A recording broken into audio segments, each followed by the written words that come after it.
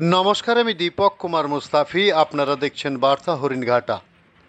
দেবীপক্ষের আগমন ঘটেছে, তাই চারিদিকের পরিবেশ মধুময় হয়ে উঠেছে। কাশফুলের দোলাতেই বুঝিয়ে দেয় গতকাল ছিল আমাদের মহালয়া। আর এই পুণ্যলগ্নে স্কুলের ছাত্রছাত্রীদের নিয়ে হয়ে গেল ট্যালেন্ট সার্চ পরীক্ষা। গতকাল বিরোহী নেতাজি বিদ্যাভবন স্কুলেই আয়োজন করা হয় এই ট্যালেন্ট সার্চ পরীক্ষা 2025। আয়োজন করে কলেজ স্ট্রিট ট্যালেন্ট সার্চ সংগঠন। এই ট্যালেন্ট সার্চ পরীক্ষা এবছর তাদের 25 বছরে পদার্পণ করে। ট্যালেন্ট সার্চ এই পরীক্ষায় গ্রামের ছেলেমেয়েরাও স্বতঃস্ফূর্তভাবে এগিয়ে এসেছে। পরীক্ষার মাঝে আমাদের বার্তা হরিণঘাটার ক্যামেরায় তার কিছু অংশ। রিপোর্ট ও ক্যামেরা গৌর ঘোষ ও দীপক কুমার মুস্তাফি।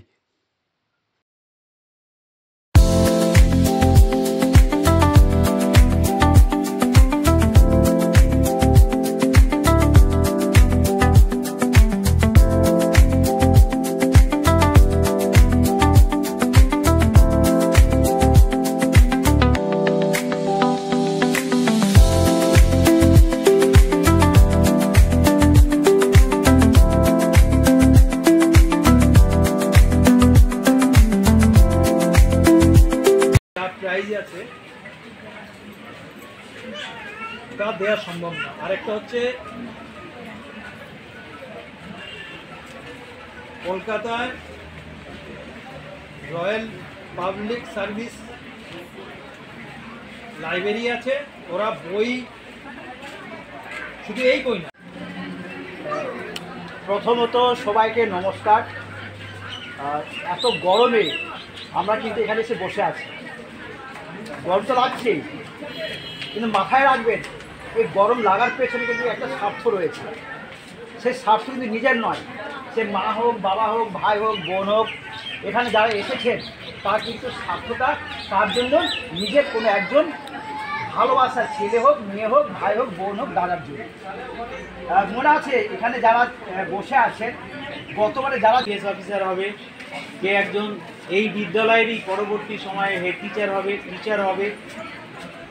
আমরা জানি না কার মধ্যে কি বিকশিত পরবর্তী সময়ে হবে, কিন্তু আমরা এটা জানি যে একজন শিশুর মধ্যে সার্বিকভাবে প্রচুর গুণাবলী রয়েছে। কি নাম তোমার? তুমি কোথা থেকে এসছো? আজকে এখানে কি করতে এসছো? কেমন লাগলো তোমার? এটা বলো, একটু বলো, সামনে কিছু একটা বলো। কেমন তোমার লাগলো? কতটা ভালো লাগলো?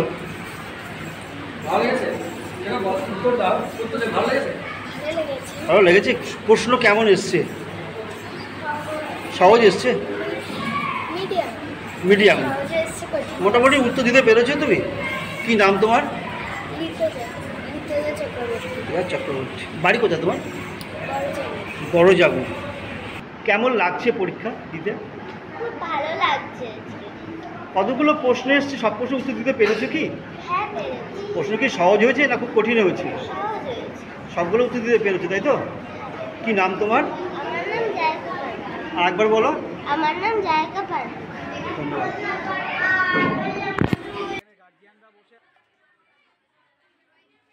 আজকে তুমি এখানে কি করতে এসছো? পরীক্ষা দিতে। ওইদিকে তাকিয়ে বলো। পরীক্ষা দিতে। কি পরীক্ষা দিতে এসছো? ট্যালেন্ট পরীক্ষা দিতে এসছো। প্রশ্নপত্র কেমন হয়েছে? ভালো। সব প্রশ্ন উত্তর দিতে পেরেছো? কি নাম তোমার? সুমাইয়া খাতুন। আপনার বাড়ি গার্জিয়ান তারপর বাচ্চাকে নিয়ে এসছেন, কি ভাবছেন, কি বলবেন এ সম্বন্ধে? এই সম্বন্ধে বলা মানে প্রত্যেকটা গার্জিয়ানদেরই উচিত যে তার বাচ্চাকে ট্যালেন্ট সার্চ পরীক্ষায় বসানো। সে পারুক আর নাই করুক, কিন্তু তার বাচ্চাটার প্রতি মানে বিশেষ করে মনোভাব, নিজের ভেতরের আত্মাটাকে জাগানোর জন্য অবশ্যই তাকে উচিত বসানোর জন্য। কারণ সে আজকে পারবে না, কালকে অবশ্যই পারবে। পারতে পারতে সে হয়তো যতবার হারবে সে অবশ্যই ভাববে যে আমাকে জিততে হবেই। তা হারতে হারতেই সবাই একদিন জেতে। তাই আমার মনে হয় যে সবার বাবা মারই উচিত তার বাচ্চাটাকে ট্যালেন্ট সার্চ পরীক্ষায় বসানো। আর আমার বাচ্চাটাকেও ঠিক তাই, আমি চাই প্রত্যেক বছরই বসাতে। সে আজকে হয়তো কম নাম্বার পেতেই পারে, বা সামনের বছর সে আরও ভালো করবে, তারপরের বছর সে আরও ভালো করবে, এরকম করতে করতে হয়তো সেও একদিন যে ভালো একটা জায়গায় পৌঁছে যাবে। লড়াই আপনি থাকছেন? লড়াই আছে, আমি তো হারুক আর জিতুক। হ্যাঁ অবশ্যই, আমি বাচ্চাকে অবশ্যই শেখাবো যে লড়াই করেই বাঁচতে হয়। কি নাম পরিচয় একটু দিন আপনার, কোথা থেকে এসেছেন? আমি শিমুরালি চৌমাথা থেকে এসেছি। আমার নাম শর্মিলা ধর, আর আমার মেয়ের নাম অয়ন্তিকা ধর। সে ক্লাস 6-এ পড়ে। ধন্যবাদ আপনাকে। কতগুলো স্কুল পরীক্ষা দিচ্ছে, কতগুলো স্টুডেন্ট আছে, গার্জেনদের কি চাহিদা? সাংবাদিক বন্ধু হিসেবে প্রথমে আপনাকে এবং আপনার বার্তা হরিণঘাটাকে অশেষ ধন্যবাদ। আপনি যেভাবে কভারেজটা আমাদের কাছ থেকে নিলেন এবং নিতে চাইছেন। প্রথমেই বলি, college street talent search examination আজ থেকে 25 বছর আগে শুরু হয়।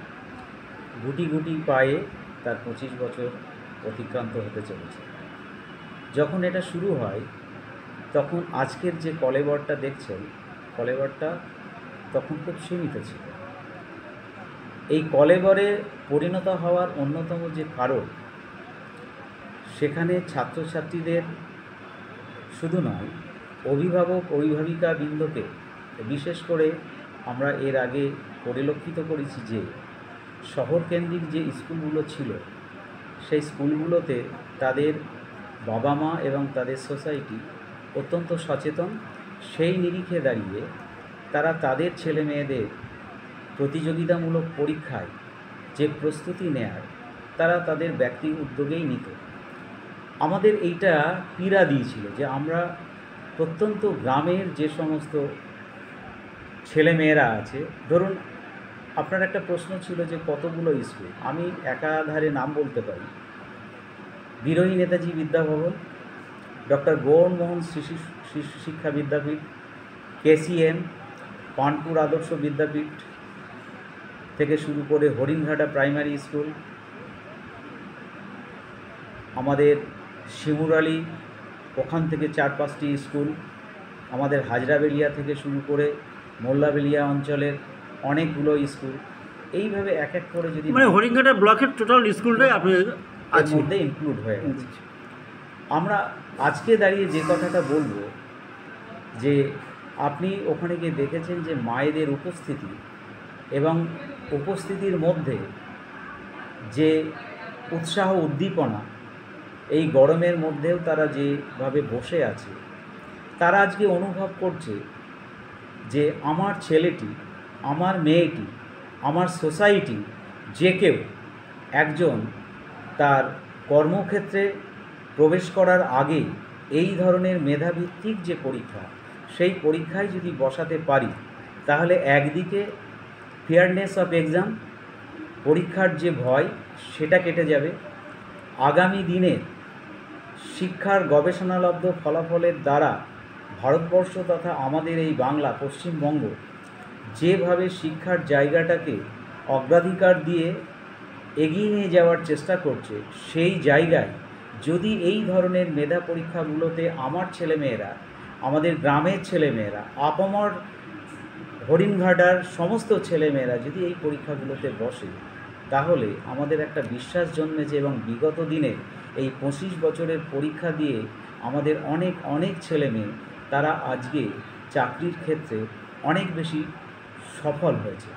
সেই নিরিখটা যেমন, তেমনিভাবে আমি একটা এই মুহূর্তে যেটা মনে পড়ছে, শাহরুখ খানকে একবার জিজ্ঞেস করা হয়েছিল, আচ্ছা আপনি তো বাচ্চাদের সঙ্গে এইভাবে মেশেন, তাহলে আপনি বাচ্চাদের কাছ থেকে কি কোনো কিছু শিখেছেন? উনি সঙ্গে সঙ্গে বলেছিলেন, অবশ্যই আমি বাচ্চাদের কাছ থেকে যেটা সবচাইতে এই বয়সেও শিখেছি, সেটা হচ্ছে তাদের ধৈর্যশীলতা। একটি বাচ্চাকে যখন একজন মাস্টারমশাই বলে যে তুমি দাঁড়াও, যতক্ষণ না মাস্টারমশাই বলে বা দিদিমণি বলেন যে তুমি বসো, ততক্ষণ সে দাঁড়িয়ে থাকে। এই ধৈর্যশীলতা আমি শুধুমাত্র বাচ্চাদের কাছ থেকেই শিখেছি।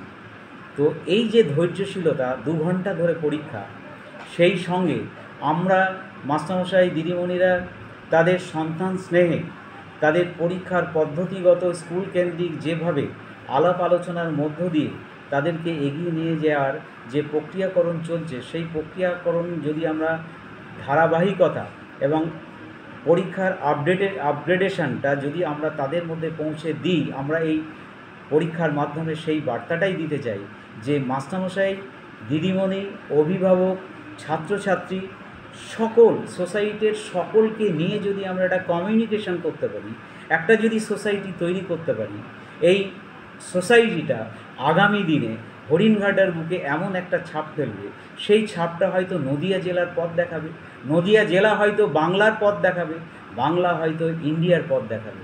এই যে আমাদের কর্মকাণ্ড, আমরা বিশ্বাস করি এই কর্মকাণ্ডে আমাদের সাকসেস আছেই, সাকসেস হবেই, আমরা সাকসেস করবই, এই প্রতিজ্ঞা নিয়ে আমরা এগিয়ে চলেছি। ধন্যবাদ মাস্টার সাহেব, আপনাকে একটু নাম পরিচয়টা বললে খুব ভালো হয়। আমি রাহিদুল ইসলাম, হরিণঘাটা প্রাইমারি স্কুলের প্রধান শিক্ষক। বিরোহী নেতাজি বিদ্যাভবনের মেরিট টেস্টের পরীক্ষা হলো আপনারই স্কুলে, আপনি স্কুলের প্রধান শিক্ষক, কি বলবেন?